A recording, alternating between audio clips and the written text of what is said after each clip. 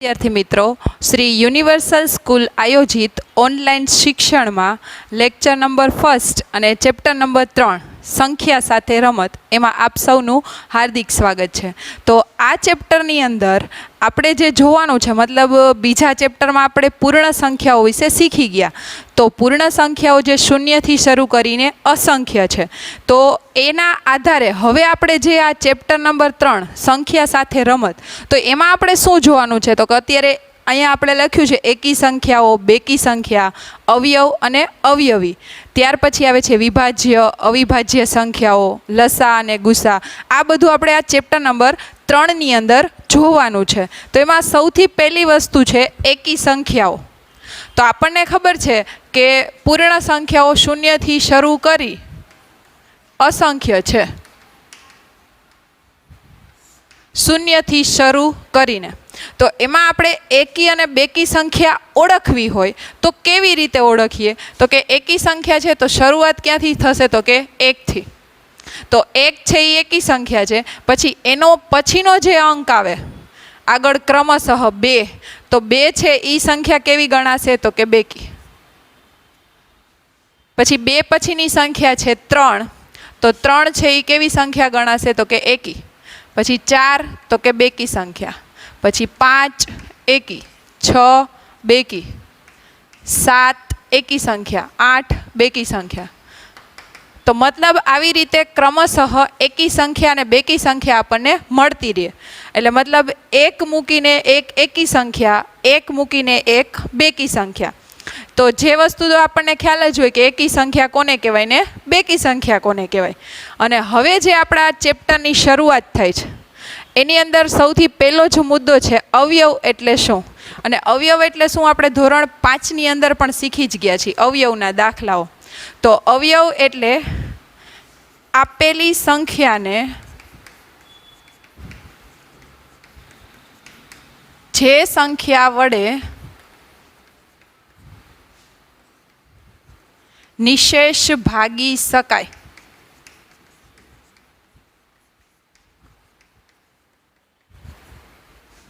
તે સંખ્યાને આપેલી સંખ્યાના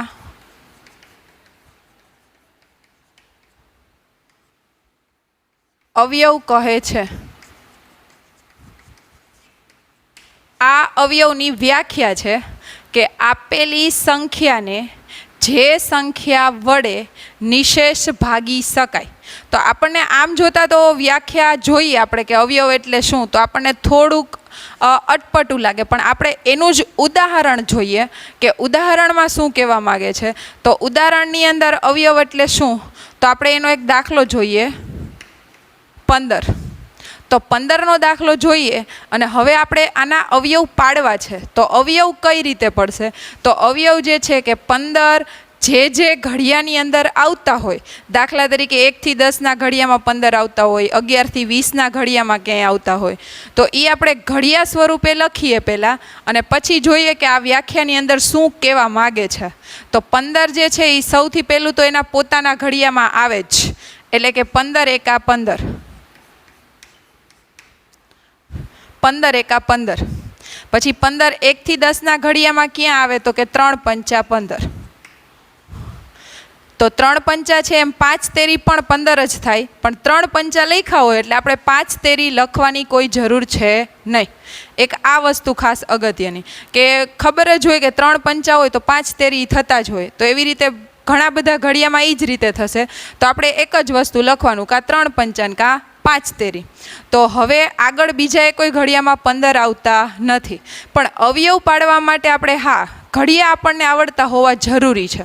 જો ઘડિયા આવડશે તો આપણને ખબર પડે કે આ સંખ્યા ક્યાં આવે છે. તો હવે આપણે એના ચડતા ક્રમમાં એને ગોઠવી દઈએ. તો ચડતા ક્રમમાં ગોઠવવા માટે સૌથી પહેલાં 1, પછીની સંખ્યા 3, પછીની સંખ્યા 5 અને છેલ્લે 15. 1, 3, 5, 15.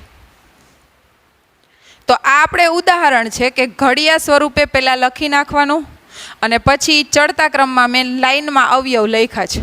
આ અવયવ જ છે, પણ અહીંયા આપણે લાઇનમાં દર્શાવ્યા છે ચડતા ક્રમમાં એક પછી એક.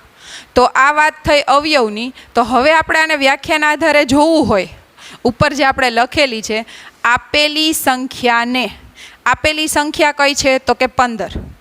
જે સંખ્યા વડે નિશેષ ભાગી શકાય, નિશેષ ભાગી શકાય મતલબ ભાગાકાર થાય એનો, એટલે જે સંખ્યા વડે એટલે આ 1, 3, 5, 15.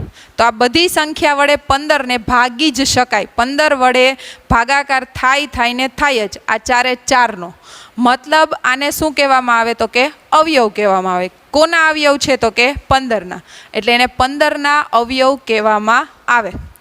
એટલે અહીંયા કહેવાનો મતલબ એટલો છે કે આ તો 15નું ઉદાહરણ છે. 15 સિવાયની કોઈ પણ સંખ્યા હોય, 20 હોય, 30 હોય, 35 હોય, 36 હોય, તો કહેવાનો મિનિંગ એટલો છે કે પહેલાં સૌપ્રથમ એનો પોતાનો જ ઘડિયો લેવાનો અવયવમાં, અને ત્યાર પછી આગળના ઘડિયા કયા લેવાના તો કે પહેલાં 1 થી 10માં વિચારવાનું કે એ સંખ્યા કયા ઘડિયામાં આવે છે. માનો કે આપણે 36ની જ વાત કરીએ તો કે 36 એના ઘડિયામાં તો આવે જ, પછી બીજે 36 ક્યાં આવે તો કે છાંયે 36, 9 ચોક 36. તો પહેલાં આપણે 1 થી 10માં વિચારવાનું અવયવ માટે, 1 થી 10ના ઘડિયામાં, પછી વિચારવાનું 11 થી 20ના ઘડિયામાં, અને જોવાનું કે એ સંખ્યા કયા ઘડિયાની અંદર આવે છે. એટલે 1 થી 10ના 11 થી 20ના ઘડિયા તો આપણને ખ્યાલ જ છે કે કેવી રીતે થાય. આપણા છઠ્ઠાના લેવલ પ્રમાણે તો 25 સુધીના પણ આપણને ખબર હોવી જોઈએ કે કઈ સંખ્યા કયા ઘડિયામાં આવે છે. અને એ જો તમને ખબર હશે તો જ તમને અવયવ પાડતા આવડે. તો બાજુમાં એના અમુક અગત્યના મુદ્દાઓ છે. તો જે આપણે મુદ્દાઓ જોઈએ તો કે અવયવ, તો દરેક સંખ્યાનો એક તો અવયવ થશે જ. 15ની જગ્યાએ 25 હોય ને તો 25ની અંદર એક તો આવે ને આવે જ. એટલે એક દરેક સંખ્યાનો અવયવ છે.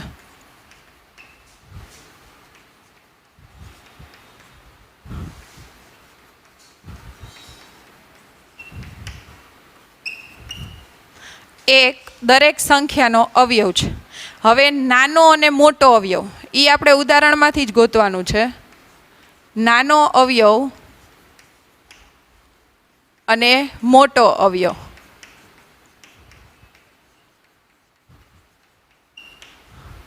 તો નાનો અવયવ જે છે તો આપણે આ રહ્યું અહીંયા ઉદાહરણ છે જ. તો ઉદાહરણમાં નાનો અવયવ કયો આવ્યો તો કે 1, એટલે નાનો અવયવ થશે 1. મોટો અવયવ, તો મોટો અવયવ એટલે છેલ્લે અવયવ ક્યાં પૂરા થયા તો કે 15, એટલે મોટો અવયવ 15. મતલબ આપણે તો અહીંયા 15 છે, પણ બાકીના ઉદાહરણ માટે કેવું હોય કે મોટો અવયવ કયો, તો એના માટેનો શબ્દ છે સંખ્યા પોતે. પછી 15નો દાખલો હોય તો એનો મોટો અવયવ 15 થાય. પણ આપણે જો બધા ઉદાહરણની વાત કરવી હોય જનરલી કે મોટો અવયવ કયો, તો એના માટે આપણે કયો શબ્દ વાપરવો પડે તો કે સંખ્યા પોતે. ત્યાર પછીનો મુદ્દો, દરેક સંખ્યામાં, દરેક જે આપેલી જે બધી સંખ્યા હોય એને અવયવ વડે નિશેષ ભાગી શકાય. મતલબ કે આ જે આપેલી સંખ્યા છે 1, 3, 5, 15, તો એને 15 વડે નિશેષ ભાગી શકાય. એટલે સંખ્યાને અવયવ વડે નિશેષ ભાગી શકાય.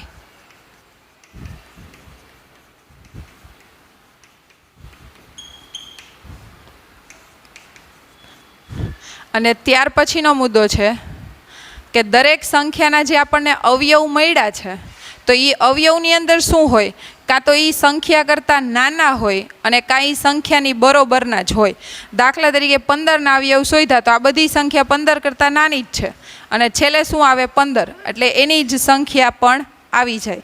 અને અવયવોની સંખ્યા મર્યાદિત છે. મતલબ અહીંયા 4 જ અવયવ મળ્યા, પછી આપણે ગમે એટલા અવયવ લખવા હોય તો ન લખી શકીએ.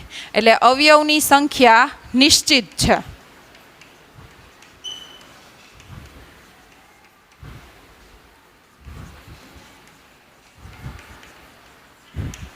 પંદરની જગ્યાએ 20 હોય, 30 હોય, તો પણ અવયવોની સંખ્યા કેવી છે? તો કે નિશ્ચિત જ છે. મતલબ આના 4 એટલે 4 જ મળ્યા. પછી બીજી કોઈ પણ સંખ્યા હોય એના 5 અવયવ મળે, અમુકના 7 અવયવ મળે, પણ એ સંખ્યાઓ બધી નિશ્ચિત છે એટલા જ મળે. એટલે આ જે અમુક ખાલી જગ્યાઓ માટે આ મુદ્દા અગત્યના છે કે દરેક સંખ્યામાં એક તો આવશે જ. પછી નાનો અવયવ 1, મોટો અવયવ સંખ્યા પોતે, અને સંખ્યાને અવયવ વડે નિશેષ ભાગી જ શકાય. ભાગી શકાય તો જ આપણને એ જવાબ મળ્યો હોય. અને છેલ્લે અવયવની સંખ્યા નિશ્ચિત છે, મતલબ મર્યાદિત છે કે જેટલા પડતા હોય એટલા જ અવયવ પડે. આપણે અવયવ વિશે જોયું કે અવયવની અંદર દરેક સંખ્યામાં એક એનો અવયવી છે અને મોટો અવયવ સંખ્યા પોતે જ છે. તો એના વિશે જોયું. હવે આપણે જોવાનું છે અવયવી. તો અવયવી એટલે શું? તો અવયવી એટલે આપેલ સંખ્યાને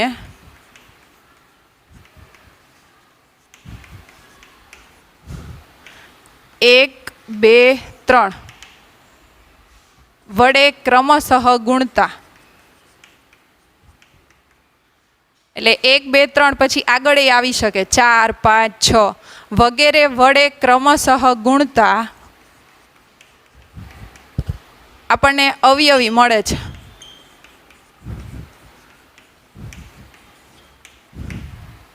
એટલે જેમ ગુણાકાર કરતા જાય એમ અવયવી મળતા જાય.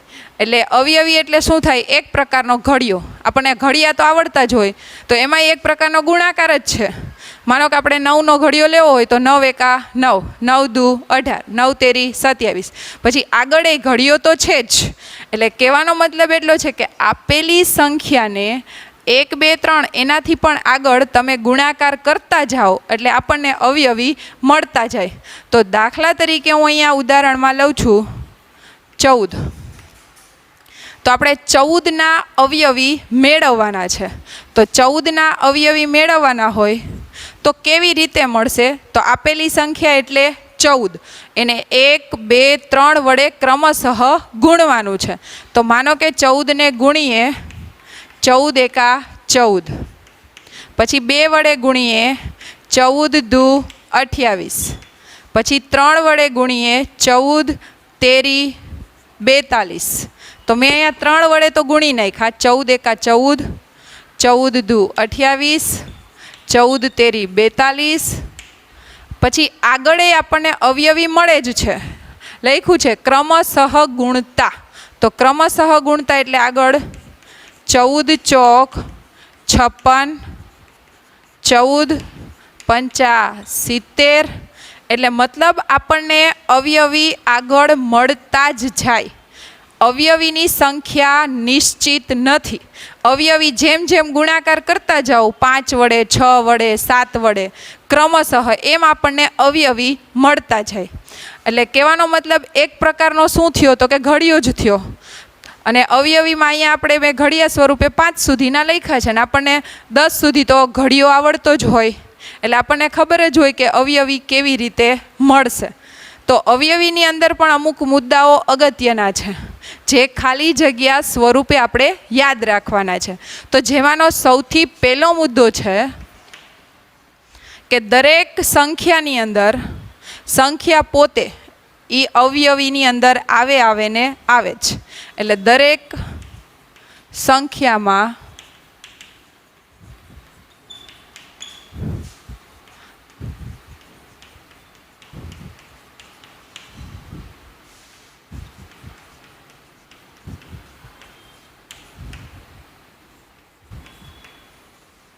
પછી દરેક સંખ્યાની અંદર નાનો અવયવી કયો અને મોટો અવયવી કયો? તો નાનો અવયવી કયો થશે?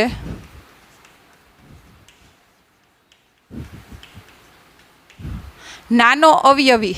તો નાનો અવયવી અહીંયા આપણી પાસે છે જ. અહીંયા મેં અડધો ઘડિયો લખ્યો છે. અડધા ઘડિયાની અંદર શરૂઆત ક્યાંથી થઈ? 14થી. એટલે શરૂઆત જ 14ના ઘડિયાની 14થી થઈ. એટલે નાનો અવયવી 14 થયો. પણ અહીંયા આપણે શું લખવું પડે? તો કે સંખ્યા પોતે. જો આપણને એમ કીધું હોય કે 14નો નાનો અવયવી કયો, તો તમારે જવાબમાં શું લખવું પડે? 14. અને 14 સિવાય કોઈ પણ હોય તો તમારે શું લખવું પડે? એ જે સંખ્યા આપી હોય એ. એટલે નાનો અવયવી આપણે જનરલી કહી છીએ કે બધી સંખ્યાને શું લાગુ પડે? તો કે નાનો અવયવી સંખ્યા પોતે જ. પછી મોટો અવયવી. નાનો અવયવી સંખ્યા પોતે છે અને મોટો અવયવી જે આપણને ખબર નથી. અહીંયા જ વાત થઈ, જેમ ક્રમશઃ ગુણતા જાવ એમ અવયવી મળતા જાય. એટલે આપણને મોટો અવયવી કયો છે એ આપણને ખબર નથી. તો નથી ખબર એટલે આપણે અહીંયા શું લખી શકીએ? અસંખ્ય. એટલે કે મોટો અવયવી અસંખ્ય છે, આપણને ખબર છે નહીં. અને એમાં છેલ્લો મુદ્દો કે દરેક સંખ્યામાં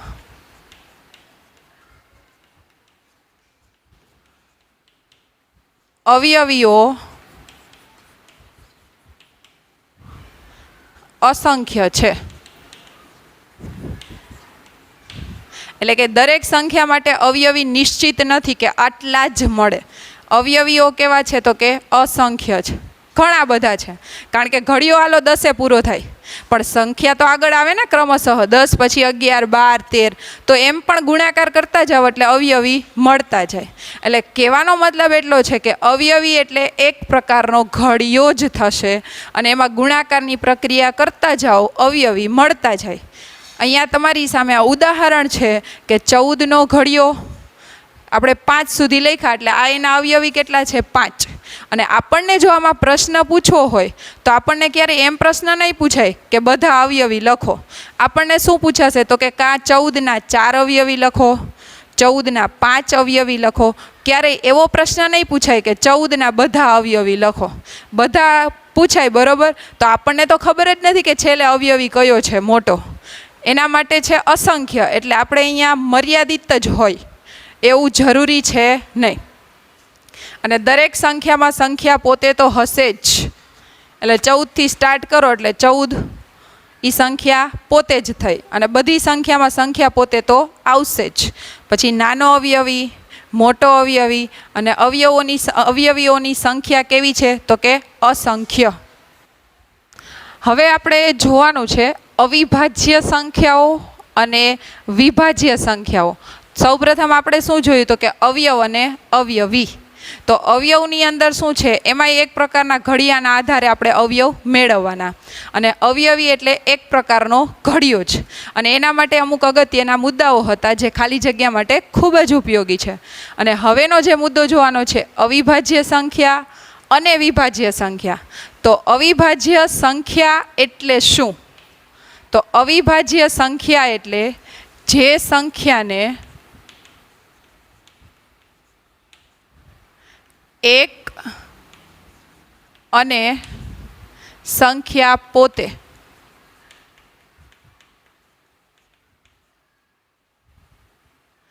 એમ માત્ર 2 જ અવયવો હોય.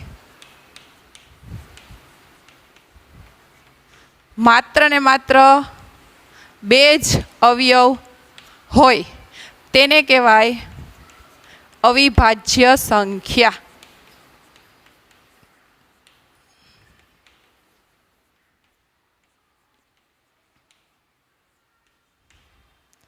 જે સંખ્યાને એક અને સંખ્યા પોતે એમ માત્ર કેટલા અવયવ હોય? 2 જ. તો 2 અવયવ હોય તેને અવિભાજ્ય સંખ્યા કહેવાય. અને 2 જ અવયવ એટલે અવયવ વિશે તો હમણાં આપણે પહેલાં જોયું જ કે અવયવ કેવી રીતે મળે. તો આપણે હવે સંખ્યાઓ 1 થી 100, તો 1 થી 100 સુધીની સંખ્યામાં આપણે અવિભાજ્ય સંખ્યા જોવી હોય તો કેવી રીતે જોવાની? તો કે સંખ્યાની જે શરૂઆત છે તો એ શરૂઆતની અંદર સૌથી પહેલાં 1. તો 1નો સમાવેશ આમાંય નથી થતો, આમાંય નથી થતો. તો 1 પછીની સંખ્યા છે 2. તો તમને ક્યારે ખબર પડશે કે આ વિભાજ્ય છે કે અવિભાજ્ય છે? તો એના માટે આપણે તમે જુઓ 2 છે તો 2ના આપણે અવયવ પાડવા હોય તો કેવી રીતે પાડશું? તો કે 2 એકા 2, 2 એકા 2 થાય. તો 2 એકા 2 ની અંદર માત્ર 2 જ અવયવ થયા એના. 1 અને 2 માત્ર ને માત્ર 2 જ અવયવ પડ્યા. તો માત્ર 2 અવયવ પડે એટલે એને અવિભાજ્ય કહેવાય. તો એવી જ રીતે તમે બાકીની સંખ્યાઓ પણ ચેક કરી શકો. 3, 4, 5, 6 અને પછી તમે એક પ્રકારનું વર્ગીકરણ કરો કે અવિભાજ્યમાં કઈ આવે છે, વિભાજ્યમાં કઈ આવે છે. એક પછી એક જોતું જવાનું, આ રીતે જોતું જવાનું. અને અમુક સંખ્યા એવી હોય કે જે તમને ખ્યાલ જ આવી જશે કે આ સંખ્યાની અંદર આટલા અવયવ પડે અને આ સંખ્યા એવી છે કે માત્ર એના જ ઘડિયામાં આવે, એ આપણને ખબર પડી જાય. માનો કે 2 પછી તો કે 3, તો હવે આપણે 100 સુધીનીમાં અવિભાજ્ય સંખ્યાઓ હું લખું છું. તો એમાં સૌ પ્રથમ શરૂઆત ક્યાંથી થશે? 2 થી જ. 2, 3, 5, 7, 11, 13, 17, 19, 23, 29, 31, 37,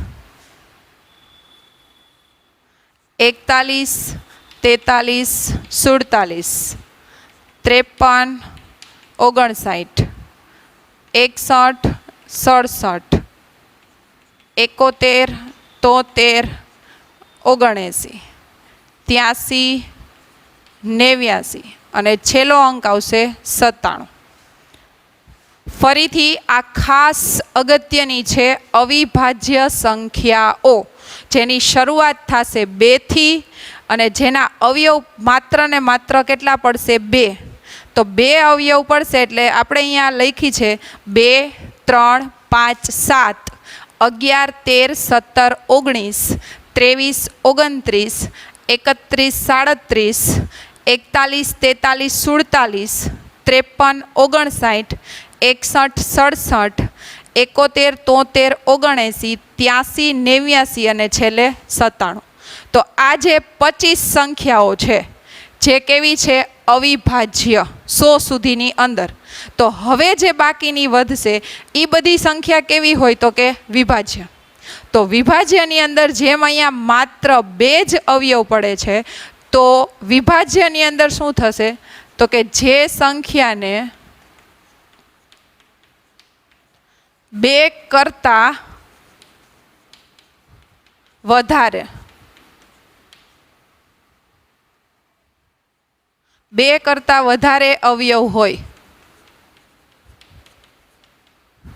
તેને વિભાજ્ય સંખ્યા કહે છે. જેને 2 કરતાં વધારે હોય, જે સંખ્યાને માત્ર ને માત્ર 2 હોય તો એને અવિભાજ્ય કહેવાય, ને જ્યારે 2 કરતાં વધારે હોય તો એને કહેવાય વિભાજ્ય સંખ્યાઓ. તો વિભાજ્યની અંદર 1 તો આમાંય નથી આવવાનો, આમાંય નથી આવવાનો. તો આની અંદર શું થશે? તો કે અહીંયા શરૂઆત ક્યાંથી થઈ? 2 થી. તો 2 અને 3 આમાં છે, તો પછીની સંખ્યા કઈ થાય? તો કે 4. અને તમને કીધું એ પ્રમાણે કે આપણે અવયવનો જેમ દાખલો ગણીએ એમ ગણીને જોઈ લેવાય કેટલા અવયવ પડે છે. માનો કે 4 છે એ કયા ઘડિયામાં આવે? એક તો એના ઘડિયામાં 4 એકા 4. બીજે 4 ક્યાં આવે? તો કે 2 દુ 4. હવે 4 એ કોઈ બીજા ઘડિયામાં આવતા નથી. મતલબ આના કેટલા અવયવ પડ્યા? તો કે 1, 2 અને 3. 2 રિપીટ છે એટલે આપણે એકવાર ગણીએ છીએ. 3 અવયવ પડ્યા. 1, 2, 4. તો 3 અવયવ થયા આના. તો 3 અવયવ થયા મતલબ 2 કરતાં વધારે, એટલે એને શું કહેવામાં આવે? તો કે વિભાજ્ય સંખ્યાઓ. અને એ સિવાય શું આવે? તો કે 4, 6, 8, 9, 10 અને બાકીની તમે જાતે પણ મેળવી શકો, કારણ કે અવિભાજ્ય તો આટલી ફિક્સ જ છે. 25 એટલે 25. આમાં અવિભાજ્યમાં બીજો કોઈ ઉમેરો થવાનો નથી. પણ એ સિવાયની છે એ બધી વિભાજ્ય. એટલે આપણે વિભાજ્ય યાદ રાખવી એના કરતાં આ 25 સંખ્યા યાદ રાખવી વધારે સરળ પડે, કારણ કે 25 છે યાદ રાખો એટલે એ સિવાયની બધી કેવી બની જશે? તો કે વિભાજ્ય સંખ્યાઓ. ત્યાર પછી આ બંનેમાંથી અમુક મુદ્દાઓ અગત્યના છે જે આપણે યાદ રાખવાનો છે. જેમાં સૌથી પહેલો મુદ્દો તો કે નાની અવિભાજ્ય સંખ્યા.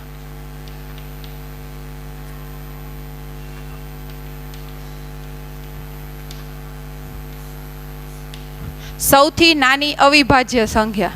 તો અવિભાજ્ય સંખ્યા આપણી પાસે છે. તો અવિભાજ્ય સંખ્યા છે તો એમાં શરૂઆતની અંદર 2, 3, 5, 7. તો શરૂઆત ક્યાંથી થઈ? તો કે 2થી. તો 2થી શરૂઆત થઈ એટલે 2 શું બની ગયું? તો કે નાની અવિભાજ્ય સંખ્યા. એવી જ રીતે જેમ નાની અવિભાજ્ય સંખ્યા છે એમ જ નાની વિભાજ્ય સંખ્યા પણ આવે. એટલે કે તો નાની કઈ બને? નાની વિભાજ્ય સંખ્યા.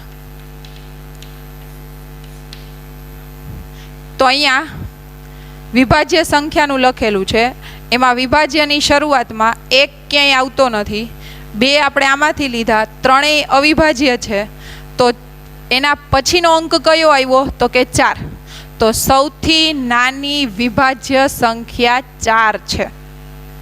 2 છે એ અવિભાજ્ય છે અને 4 છે એ વિભાજ્ય છે. અને ત્યાર પછીનો મુદ્દો વાત રહી 1ની. તો જે હમણાં આપણે જ કર્યું, 1 એ અવિભાજ્ય સંખ્યા પણ નથી, વિભાજ્ય સંખ્યા પણ નથી. તો 1 એ અવિભાજ્ય કે વિભાજ્ય સંખ્યા નથી. મતલબ એનો 2માંથી એકોયમાં સમાવેશ થતો નથી. અવિભાજ્યમાં પણ સમાવેશ થતો નથી અને વિભાજ્ય સંખ્યામાં પણ એનો સમાવેશ થતો નથી. અને ત્યાર પછીનો મુદ્દો છે, તો 1 એ કેવી સંખ્યા છે? તો કે 1 એ વિશિષ્ટ સંખ્યા છે. 1નો સમાવેશ અવિભાજ્ય વિભાજ્યમાંય નથી થતો અને 1 એ કેવી સંખ્યા બની જશે? તો કે વિશિષ્ટ. એટલે ફરીથી કહેવાનો મુદ્દો એટલો છે કે અહીંયા જે આપણે લખ્યું અવિભાજ્ય, વિભાજ્ય અને એના કંઈક અમુક અગત્યના મુદ્દાઓ, તો આ જે બધું છે આપણે ખાલી જગ્યા સ્વરૂપે પૂછાય છે અને આપણને દાખલા સ્વરૂપે પૂછાય છે. તો ખાલી જગ્યા સ્વરૂપે જે પૂછાય છે તો એ જે છે કે અવિભાજ્ય સંખ્યા માટે ખાલી જગ્યામાં એમ પૂછાય કે જેને 1 અને સંખ્યા પોતે એમ 2 જ અવયવ હોય તો એને કેવી સંખ્યા કહેવાય? તો કે અવિભાજ્ય. જેને 2 કરતાં વધારે હોય એને કેવી સંખ્યા કહેવાય? તો કે વિભાજ્ય. આ ખાલી જગ્યામાં પૂછાય છે. પછી દાખલાઓ આવે છે. તો દાખલાની અંદર શું આવે છે? માનો કે અહીંયા મેં ખાલી 2નો ગણ્યો છે, પણ 2 સિવાયની કોઈ પણ રકમ આપી હોય, 4 હોય, 18 હોય, 20 હોય, 36 હોય, તો એનો દાખલો આપણે આ રીતે કરવો પડે. કારણ કે અવયવો તો નિશ્ચિત છે. અવયવ પાડવા માટે જે ઘડિયામાં એ સંખ્યા આવતી હોય એ તો ફિક્સ જ હોય કે આ જ ઘડિયામાં આવે. એટલે એના અવયવો મર્યાદિત છે. અને કહેવાનો મતલબ એટલો છે કે દાખલા જો આવે આપણે અવયવના તો એના આ રીતે શોધવાના અને એના માટે ઘડિયા ખૂબ જરૂરી છે. અને બાકી આ ખાલી જગ્યા સ્વરૂપે પૂછાશે કે નાની અવિભાજ્ય કઈ, નાની વિભાજ્ય કઈ, ખાલી જગ્યા વિભાજ્ય કે અવિભાજ્ય નથી અને ખાલી જગ્યા એ વિશિષ્ટ સંખ્યા